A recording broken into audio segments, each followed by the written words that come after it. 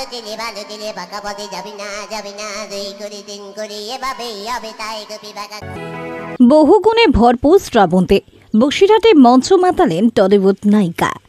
উত্তর 24 পরগনার বসিরহাটের ভ্যাবলা হাই স্কুল মাঠে রঙিন সন্ধ্যা।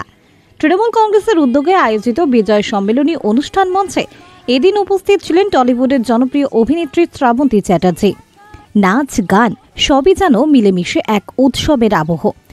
কিন্তু দর্শকদের সবচেয়ে বেশি চমক দিলেন অভিনেত্রী নিজে। অভিনয় আর সৌন্দর্যের বাইরে এবার শ্রাবন্তীর কণ্ঠে শোনা গেল শিশু কণ্ঠের অভিনব মিমিক্রি।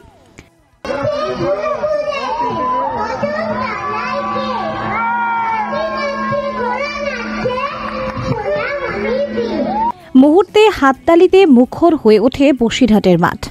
শ্রাবন্তীর এই একাধিক গুণে অভিভূত বসিরহাটবাসী।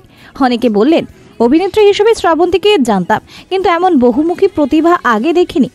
এই দিনের মঞ্চে ছিলেন আরও এক পরিচিত মুখ, বিখ্যাত ধারা ভাষ্যকর শাকিল আনসারি। তার প্রাণবন্ত উপস্থাপনা ও রসিক মন্তব্যে দর্শকরা উপভোগ করেন এক অনন্য সন্ধ্যা। উল্লেখ্য, বিজয়া সম্মেলনী উপলক্ষে বসিরহাট মহকুমার বিভিন্ন ব্লক থেকে হাজার হাজার কর্মী সমর্থক ও শ্রাবন্তীর অনুরাগী ভ্যাবলা হাই স্কুল মাঠে ভিড় জমান। পুরো মাঠ ভরে ওঠে উৎসব মুখর জনসমাগমে।